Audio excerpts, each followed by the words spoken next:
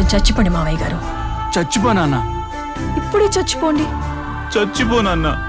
మీకు తెలియకుండానే మీ ప్రాణం పోయేలా చేస్తామండి.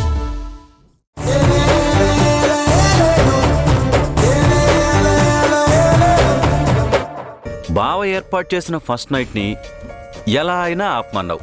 ఆపాను. ఇప్పటికిప్పుడు వాళ్ళు బయలుదేరి ఇంటికి రావాలి అన్నావు. అది కూడా చేశాను. దానికి సంతోషపడక్క, ఎదురు చూస్తూ ఉండక్క, వాళ్ళక్కడ కాలు పెట్టగానే నువ్వు షాక్ అయిపోతావు.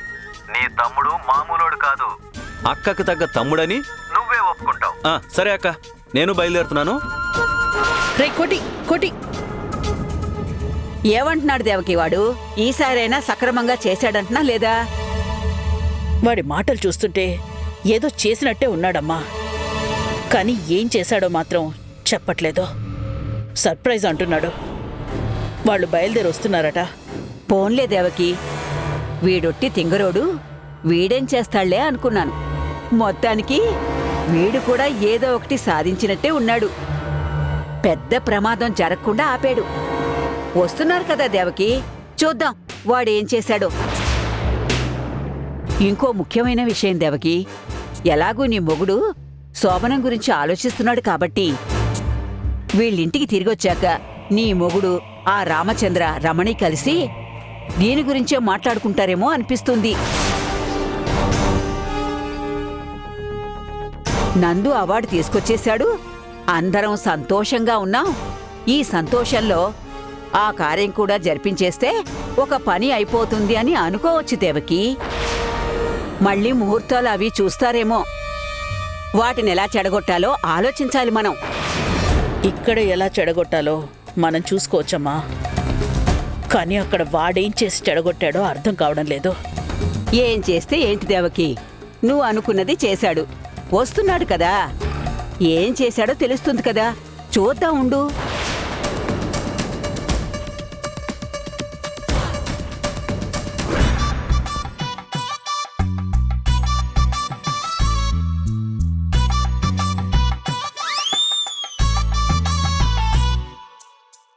రే, ఏంట్రా చూపు?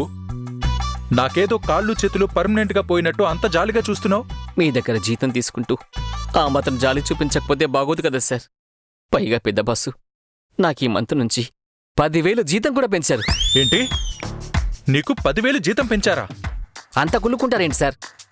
మీ జీతానికి నేనే పోటీ పడట్లేదులేండి. ఏదో నా కష్టానికి తగ్గ ఫలితం ఇవ్వాలని పెద్ద బాసు జీతం పెంచారు. నువ్వు అంతగా ఏం కష్టపడిపోయావని జీతం పెంచారా ఆయన? కష్టపడకపోవడం సార్, ఓవర్ టైం చేస్తుంటేను. నువ్వు ఓవర్ టైం ఏం చేస్తున్నావురా? ఓవర్ యాక్షన్ తప్ప. మీరు చేస్తున్నావని నేను చేస్తున్నానని చెప్పకండి. మీ ఓవర్ యాక్షన్ కంట్రోల్ చేయడానికి నాకు 10,000 జీతం పెంచారు. మీరు అత్తారింట్లో అతి చేయకుండా చూసుకుంటూ అక్కడ నేను మేనేజ్ చేసినందుకే ఆ హైకు. బాగా మేనేజ్ చేస్తున్నానని రేపో మాపో నన్ను మేనేజింగ్ డైరెక్టర్ని చేసేస్తారు పెద్ద బాసు. ఆ తర్వాత మీరు కొత్త పిఎన్ చూసుకోవాల్సింది. నేను ఓ లేడీ పిఎన్ చూసుకుని ఆమెనే పెళ్లి చేసుకుని సెటిల్ అయిపోతాను. నీకు పెళ్లి ఎలా అవుతుందో నేను చూస్తా. ఈ సాటిస్ఫై వదిలేండి సార్ ప్లీజ్. నేను సుఖపడితే ఓర్వలేరేంటి సార్ మీరు? నీకు ఆయన 10,000 ఎలా పెంచుతారా? నేను కట్ చేస్తా. సంపాదించే డబ్బులను ఏం చేసుకుంటారు సార్? మీకు ఎలాగో ఎంజాయ్ చేయడం చేత కాదు, నన్ను ఎంజాయ్ చేయనివరా? అయినా జీతం పెంచేది చైర్మన్ గారు, మీకు జీతం ఇచ్చేది కూడా ఆయనే. నా జీతం కోసే రైట్స్ మీకు లేవు. మనం వెళ్ళగానే నాకు ఇంకో 10,000 పెంచేస్తారు. దేనికి పెంచుతారా? ఇక్కడ మేము ఎవరం లేమని మధు గారితో పిచ్చి వేషాలు వేసి బాధ పెట్టకుండా చూసుకోవడానికే నన్ను పంపారు. మీకోసం ఆడవేషం కూడా కట్టాను. మా నాన్న అనాలరా, ఆయన నిన్ను పాడు చేస్తున్నారు. సర్లేండి, సైలెంట్గా ఉండండి, మేడం గారు వస్తున్నారు. ఇదిగో బాబు, ఈ లగేజ్ కార్లో పెట్టేసి. మేడం అది ఇలా ఇవ్వండి.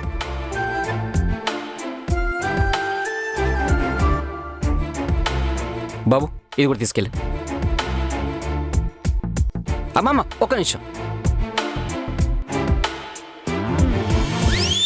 ఇప్పుడు నెట్టండి అమ్మా. మా ఇంటిలోన మహాలక్ష్మి నీవే, మా గంట వెలిగే గృహలక్ష్మి నీవే, సిరులెన్ని ఉన్నా చిరునవ్వు. ఏంట్రా ఈ పిచ్చి పాటలు? ఓ సారీ బాస్, ఇది భార్య వీల్ చైర్ లో ఉంటే మొగుడు పాడే పాట కదా. ఆలయాన వెలసిన ఆ దేవుడి రీతి, ఇల్లాలే ఈ జగత్తికి జీవన జ్యోతి. ఓ మరి పాదైపోయింది కదా సార్, కదిలే కాలమా కాసేపు ఏయ్. ఈ పాటతో అడ్జస్ట్ అవ్వండి సార్. తర్వాత ఆ టైపు పాటలు వచ్చినట్టు నాకు గుర్తులేదు. రై నేను లేచొచ్చానంటే చంపేస్తాను. ఏంటి లేచొస్తారా? ఆవేశంలో రియాలిటీ మర్చిపోతున్నారు. లేచొచ్చే పరిస్థితుల్లో ఉన్నారా మీరు? సమయానికి మధు మేడం లేకపోతే ఆ పోకిరి విధవులు మీ కాళ్ళు చేతులు నరికిస్తుండేవాళ్ళు. మధు మేడం ఫైట్ చేశారు కాబట్టి ఈ మాత్రం డ్యామేజ్ తో బయటపడ్డారు. అసలు నన్ను డామేజ్ చేసిందే ఈ రాక్షసురా. అది తెలీదా నీకు?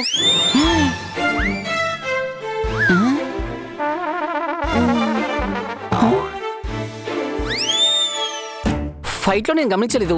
అసలు ఏం జరిగింది? అయ్యో నేను కావాలని కొట్టలేదన్నయ్య. కట్టుకున్న మొగ్గుడిని ఎవరైనా కావాలని కొడతారా చెప్పండి? కొట్టారండి.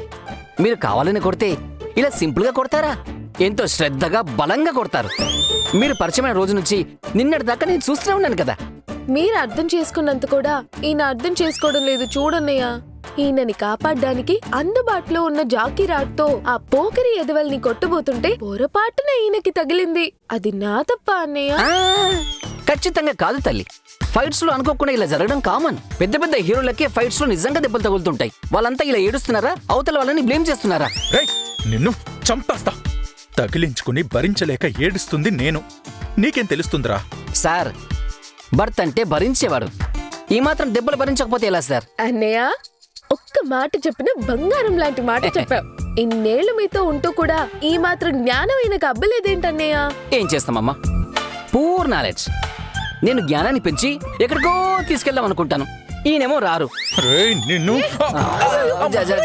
జాగ్రత్త.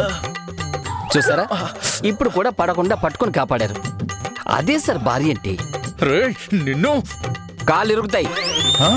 అదే కదిలితే కాళ్ళు ఇరుగుతాయి అంటున్నాను. సరిగా కూర్చోండి, వెళ్దాం. బతుకు జట్కా బండి లాగమ్మా. ఈ జీవన తరంగాలలో ఆ దేవుడి చదరంగంలో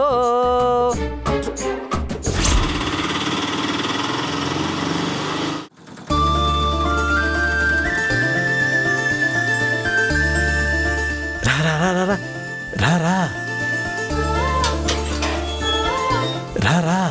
ఆగండి. అబ్బా తొందరగా రారమణి. అరే ఎందుకండి ఆ తొందర? ఆగండి.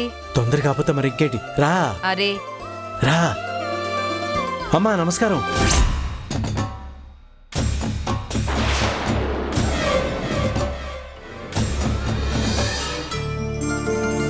రండన్నయ్య. రావదినా, అమ్మాయిలా ఉన్నారు? బాగున్నారు వదినా. అల్లుడి గారు మధు ఎక్కడున్నారంట? ఫోన్ చేశారా? డ్రైవింగ్ లో ఉంటారని ఫోన్ చేసి డిస్టర్బ్ చేయదలుచుకోలేదమ్మా. మీరు తెలుసుకుంటారు కదా, ఈ పాటికి సిటీలోకి ఎంటర్ అయిపోయి ఉంటారమ్మా. వాళ్ళు వస్తున్న సంగతి పక్కన పెడితే మీరు మాత్రం ర్యాకెట్ వేగంతో వచ్చేశారు. పెళ్ళైన ఆడపిల్లకి అత్తారిల్లు పుట్టిల్లు ఒకే ఊళ్ళో ఉంటే ఇదో సౌకర్యం. ఏదైనా విషయం తెలిసేదే ఆలస్యం. కాకి వాలిపోయినట్టు వాలిపోవచ్చు. అత్తయ్య ఏంటా మాటలు?